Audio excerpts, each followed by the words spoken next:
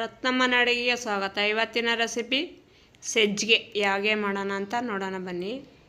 ಒಂದು ಬಟ್ಟಲನ್ನು ಸಕ್ಕರೆಯನ್ನು ತೊಗೊಂಡಿದ್ದೀನಿ, ಒಂದು ಬಟ್ಟಲನ್ನು ರವೆಯನ್ನು ತೊಗೊಂಡಿದ್ದೀನಿ, ಒಂದು ಕಪ್ಪಲ್ಲಿ ತುಪ್ಪವನ್ನು ತೊಗೊಂಡಿದ್ದೀನಿ, ಒಂದು ಕಪ್ಪಲ್ಲಿ ದ್ರಾಕ್ಷಿ ಗೋಡಂಬಿ, ಒಂದು ಕಪ್ಪಷ್ಟು ಎಣ್ಣೆ. ತುಪ್ಪ ಯಾವ್ದ್ರಲ್ಲಿ ತೊಗೊಂಡಿದ್ದೀನಿ ಅದರಲ್ಲೇ ಎಣ್ಣೆಯನ್ನು ತೊಗೊಂಡಿದ್ದೀನಿ. 2 ಕಪ್ಪು ತುಪ್ಪ, 1 ಕಪ್ಪು ಎಣ್ಣೆ. ಈ ದ್ರಾಕ್ಷಿ ಗೋಡಂಬಿನ ಫ್ರೈ ಮಾಡೋಣ. ಫ್ರೈ ಮಾಡಿದ ನಂತರಕ್ಕೆ ಈ ಥರ ಕೆಂಪು ಬಣ್ಣ ಬಂದಾಗ ಒಂದು ಬೌಲ್ಗೆ ತೆಗೆದಿಟ್ಕೊಳ್ಳೋ ನಂತರ ಇದೇ ತುಪ್ಪಕ್ಕೆ ದ್ರಾಕ್ಷಿಯನ್ನು ಸೇರಿಸಿ ಅದು ಕೆಂಪು ಬಣ್ಣ ಬಂದಾಗ ತೆಗೆದಿಟ್ಕೊಳ್ಳೋ ನಂತರಕ್ಕೆ ಈ ರವೆ ಇದೇ ತುಪ್ಪದಲ್ಲಿ ಇದೇ ಬಾಂಡಿಯಲ್ಲಿ ರವೆಯನ್ನು ಸೇರಿಸ್ಕೊಳ್ಳೋಣ. ರವೆ ಸೇರಿಸಿ ಕೆಂಪು ಬಣ್ಣ ಬರೋವರೆಗೂ ಕಮ್ಮಿ ಬೆಂಕಿಯಲ್ಲೇ ಫ್ರೈ ಮಾಡೋಣ.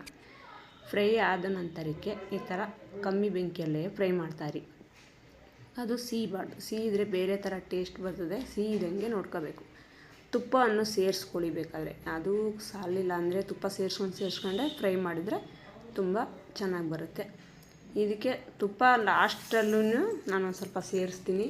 ಮಧ್ಯನೂ ಸೇರಿಸ್ಕೊಂಡು ಫ್ರೈ ಮಾಡ್ತಾಯಿದ್ದೀನಿ. ಇದು ಫ್ರೈ ಆದ ನಂತರಕ್ಕೆ ಈ ದ್ರಾಕ್ಷಿ ಗೋಡಂಬಿ ಹಾಕಿ ತುಪ್ಪವನ್ನು ಹಾಕಿ ನೀರನ್ನು 3 ಕಪ್ಪು, 1 ಕಪ್ಪು ಸಕ್ಕರೆ, 1 ಕಪ್ಪು ರವೆಗೆ 3 ಕಪ್ಪು ನೀರನ್ನು ಇಲ್ಲಿ ಪಕ್ಕದಲ್ಲಿ ಬಿಸಿ ಹಾಕಿ ಇಟ್ಟಿದ್ದೀನಿ.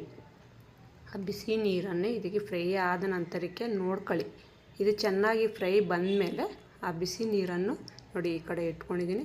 ಈ ಬಿಸಿಯನ್ನು ಸೇರಿಸಿ ಎಲ್ಲ ಮಿಕ್ಸ್ ಮಾಡೋಣ. ಗಂಟು ಬರ್ದಂಗೆ ನೋಡ್ಕೊಳ್ಳಿ. ಚೆನ್ನಾಗಿ ತಿರುಗಿಸ್ಕೊಳ್ಳಿ, ಕಮ್ಮಿ ಬೆಂಕಿ ಇಟ್ಕೊಳ್ಳಿ. ಇದು ತಿರುಗಿಸೋ ನಂತರಕ್ಕೆ ನೀರು ಇನ್ನೂ ಸ್ವಲ್ಪ ಬೇಕು ಅಂದರೆ ಅದು ಸೇರಿಸ್ಕೊಂಡು ಇದು ಚೆನ್ನಾಗಿ ಫ್ರೈ ಆದ ನಂತರಕ್ಕೆ 2 ನಿಮಿಷ ಮುಚ್ಚಿಡಬೇಕು. ಫಸ್ಟೇ ಸಕ್ಕರೆಯನ್ನು ಸೇರಿಸ್ಬೇಡಿ. ಇದು ಫ್ರೈ ಆದ ನಂತರ ಈ ಥರ ಫ್ರೈ ಮಾಡಿಬಿಟ್ಟು 2 ನಿಮಿಷ ಮುಚ್ಚಿಟ್ಟು ಆಮೇಲೆ ಲಾಸ್ಟಲ್ಲಿ ಸಕ್ಕರೆಯನ್ನು ಸೇರಿಸಿದ್ರೆ ಚೆನ್ನಾಗಿ ಬರುತ್ತೆ. ನೋಡಿ ಈ ಥರ ಎಲ್ಲ ಕಡೆಗೂ ಗಂಟಿಲ್ದಂಗೆ ಎಲ್ಲ ತಿರುಗಿಸ್ಕೊಳ್ಳಿ. ಈಗ 2 ನಿಮಿಷ ಮುಚ್ಚಿಡ್ತಾಯಿದ್ದೀನಿ. ನೋಡಿ ಮುಚ್ಚಿಟ್ಟೆ ಈ ಥರ ಅಳ್ಕೊಂಡಿರ್ತದೆ ರವೆ ಎಲ್ಲ. ಇದಕ್ಕೆ ಒಂದು ಸ್ವಲ್ಪ ತುಪ್ಪವನ್ನು ಸೇರಿಸ್ತಾಯಿದ್ದೀನಿ.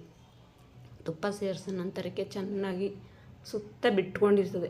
ಏನು ತಳ ಹಿಡಿಯಲ್ಲ, ಸ್ಮೂತಾಗಿರ್ತದೆ, ತಿನ್ನೋಕ್ಕೂ ಚೆನ್ನಾಗಿರ್ತದೆ.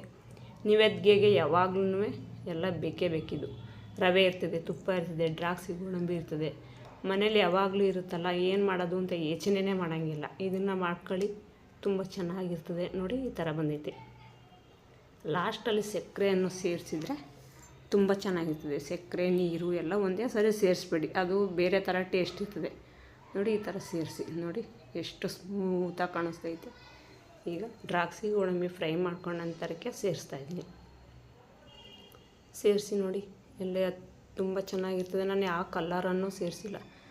ಅದಕ್ಕೆ 1 ಕಪ್ಪು ತುಪ್ಪವನ್ನು ಅದಕ್ಕೆ ಸೇರಿಸ್ಕೊಂಡಿದ್ದೆ, 1 ಕಪ್ಪು ಎಣ್ಣೆಯನ್ನು ಸೇರಿಸ್ಕೊಂಡಿದ್ದೆ. ಲಾಸ್ಟಲ್ಲಿ 1 ಕಪ್ಪು ಅಷ್ಟು ತುಪ್ಪವನ್ನು ಸೇರಿಸ್ತಾಯಿದ್ದೀನಿ. ಅದಕ್ಕೆ 2 ಕಪ್ಪು ತುಪ್ಪ ಆಯಿತು, 1 ಕಪ್ಪು ಎಣ್ಣೆ ಆಯಿತು. 3 ಕಪ್ಪನ್ನು ಸೇರಿಸಿದರೆ ತುಂಬ ಚೆನ್ನಾಗಿ ಸಜ್ಜಿಗೆಗೆ ತುಪ್ಪ ಎಣ್ಣೆ ಕರೆಕ್ಟಾಗಿ ಚೆನ್ನಾಗಿದ್ರೇ ಚೆನ್ನಾಗಿರ್ತದೆ.